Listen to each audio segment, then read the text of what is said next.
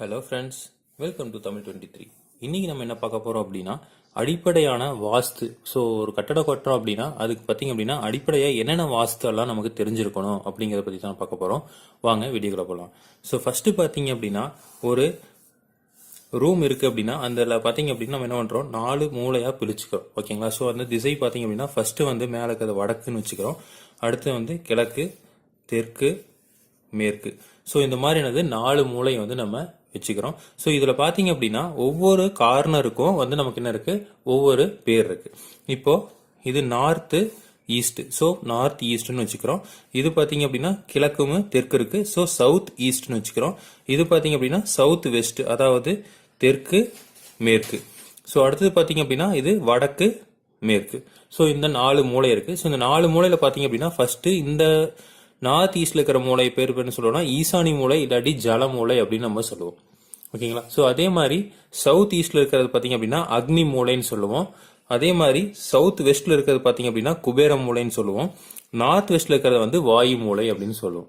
So இதுல நடுவில் இருக்கிறது வந்து என்னது மத்தியஸ்தானம் அப்படின்னு சொல்லுவோம். ஸோ இதுதான் வந்து பேசிக். இந்த பேசிக் 4 மூளையை பேஸ் பண்ணி தான் என்ன பண்றோம், நம்ம ரூம்ஸ் இதெல்லாம் வந்து எங்கெங்க இருக்கும் அப்படிங்கறத வந்து நம்ம டிசைட் பண்றோம். ஓகேங்களா? ஸோ ஃபர்ஸ்ட் பாத்தீங்க அப்படின்னா நம்ம வந்து என்ன சொல்றோம் அப்படின்னா ஹால் அப்படின்னு எடுத்துக்கலாம். ஸோ ஹால் எங்க இருக்கணும் அப்படின்னு பாத்தீங்க அப்படின்னா இந்த மத்திய ஸ்தானத்துல இருந்து இந்த சைடு தான் வந்து நமக்கு ஹால் இருக்கணும். ஓகேங்களா? ஸோ அப்புறம் இந்த எக்ஸ்டென்ஷன் வந்து என்ன வரலாம், இந்த வாயு மூலை வரைக்கும் நமக்குலாம் இதோட எக்ஸ்டென்ஷன் வந்து வரலாம்.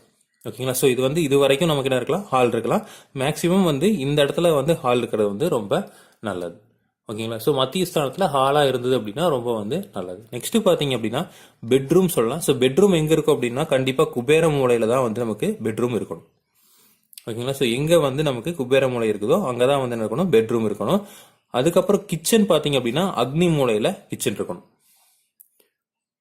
புரியுதுங்களா? நெக்ஸ்ட் பாத்தீங்க அப்படின்னா பாத்ரூம் பாத்தீங்க அப்படின்னா வாயு மூலையில பாத்ரூம் இருக்கணும். இப்போ ஒரு உதாரணத்துக்கு இங்க வந்து நம்ம பெட்ரூம் வச்சிருக்கோம் அப்படின்னா இதுக்கு நம்ம எங்க பண்ணலாம் அப்படின்னா இந்த இடத்துல வந்து நம்ம என்ன பண்ணலாம், பாத்ரூம் கட்டலாம். ஸோ இந்த இடத்துல எல்லாத்துலயுமே வந்து நம்ம பாத்ரூம் கட்டலாம். ஓகேங்களா? ஸோ இப்போ இதுக்கு வீட்டுக்கு வெளியிலன்னு பாத்தீங்கன்னா வெளியிலயும் வந்து என்னன்னா பாத்ரூம் வந்து இந்த சைடு வந்து என்ன பண்ணலாம், நம்ம பாத்ரூம் வந்து கட்டலாம். இல்லை அப்படின்னா நம்ம இந்த அக்னி மூலையில நம்ம பாத்ரூம் வந்து கட்டலாம். ஓகேங்களா? நெக்ஸ்ட் பாத்தீங்க அப்படின்னா அண்டர் கிரவுண்ட் வாட்டர் டேங்க் அப்படிங்கிறது பாத்தீங்க அப்படின்னா இந்த ஜல மூலையில தான் இருக்கும். ஸோ ஜலம்னாவே நம்ம வாட்டர் தான் சொல்றோம். ஸோ இந்த ஜல மூலையில தான் வந்து நமக்கு அண்டர் கிரவுண்ட் வாட்டர் டேங்க் இருக்கணும். ஸோ இந்த இடத்துல எங்க வேணாலும் நம்ம வந்து அண்டர் கிரவுண்ட் வாட்டர் டேங்க் வந்து நம்ம கட்டலாம். ஸோ எப்பவுமே வந்து இந்த ஜல மூலையில கிரவுண்ட் சர்ஃபேஸுக்கு மேல, அதாவது நிலப்பரப்புக்கு மேல வந்து எந்த வெயிட்டும் வைக்கக்கூடாது. ஸோ வெயிட் வைக்காம இருக்கிறது வந்து ரொம்ப நல்லது. ஓகேங்களா? நெக்ஸ்ட் பாத்தீங்க அப்படின்னா ஓவர் ஹெட் வாட்டர் டேங்க், அதாவது நம்ம மேல் தொட்டி வைப்போம். அந்த மேல் தொட்டி பாத்தீங்க அப்படின்னா குபேர மூலையில தான் இருக்கணும். ஸோ எப்பவுமே குபேர மூலை பாத்தீங்க அப்படின்னா இந்த வீட்டு ஃபுல்லாவே வந்து குபேர மூலை தான் வந்து ஹைட்டா இருக்கணும். அதனாலதான் என்ன பண்றோம், நம்ம வந்து அங்க ஓவர் ஹெட் வாட்டர் டேங்க் வந்து வைக்கிறோம். ஸோ அதே மாதிரி செப்டிக் டேங்க் அப்படின்னு கழிவுநீர் தொட்டி பாத்தீங்க அப்படின்னா நம்ம எங்க வைக்கிறோம் அப்படின்னா இந்த வாயு மூலையில தான் வைக்கணும். ஸோ நம்ம பாத்ரூமும் இங்கே தான் போடணும்னு சொல்லியிருக்கோம். அதே மாதிரி நம்ம செப்டிக் டேங்க்கும் என்ன பண்ணிருக்கணும், இங்கே தான் வந்து நம்ம போடணும்.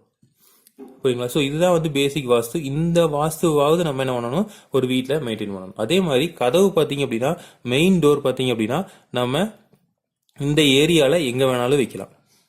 ஸோ அதுலயும் சிறப்புன்னு பார்த்தீங்க அப்படின்னா இதுல பாதிக்கு மேல, ஸோ இங்கேயும் வந்து பாதிக்கு மேல. ஸோ இந்த போர்ஷன்ல நீங்க வந்து நம்ம வைக்கிறது வந்து ரொம்ப சிறப்பு. ஸோ இப்போ மெயின் கேட் பார்த்தீங்க அப்படின்னா அதே இதுக்கு பேரலா வந்து மெயின் கேட் வந்து இங்கே வைக்கிறது வந்து ரொம்ப நல்லது. நம்ம வீட்டுக்கு வந்து காம்பவுண்ட்ல மெயின் கேட் வைக்கிறது இது வரைக்கும் நல்லது. அதே மாதிரி இப்போ ஒரு உதாரணத்துக்கு இது வந்து பர்ஃபெக்டா வந்து இருக்கு, நமக்கு ஸ்கொயரா இருக்கு, அதாவது கட்டமா இருக்கு.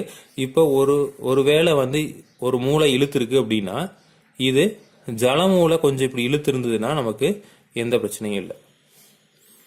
இதுவே வந்து இந்த குபேர மூளையோ இல்ல வந்து நமக்கு அக்னி மூலையோ இல்ல வாயு மூலையோ கூடாது, இழுத்து இருக்கக்கூடாது. ஓகேங்களா? ஸோ இப்போ இந்த கட்டமா இருக்குது அப்படின்னா இதுதான் வந்து பர்ஃபெக்டா கட்டமா இருக்கிறது. இதுல நமக்கு கிராஸ் வருது அப்படின்னா இந்த கிராஸ் இழுத்தது பாத்தீங்க அப்படின்னா எங்க இருக்கலாம், இந்த ஜல மூலை இழுத்து இருக்குது அப்படின்னா நமக்கு எந்த பிரச்சனையும் கிடையாது. பட் மற்ற எந்த மூலையும் என்ன இருக்கக்கூடாது, கிராஸா இருக்கக்கூடாது. ஸோ இதுதான் வந்து நமக்கு பேசிக்கான வாஸ்து. இதை ஃபாலோ பண்ணி நம்ம வந்து வீடு கட்டினா அப்படின்னா நமக்கு வந்து ரொம்ப நல்லா இருக்கும். ஸோ மேலும் அடுத்த வீடியோவில் எல்லாம் வந்து நம்ம மாடிப்படி வாஸ்து வந்து என்ன பண்ணுறணும், அதே மாதிரி மெயின் டோர் வந்து எங்கெங்கெல்லாம் வந்து தலைவாசல் வாஸ்து வந்து என்ன அப்படிங்கிறது எல்லாமே வந்து நம்ம பார்க்கலாம். தேங்க்யூ.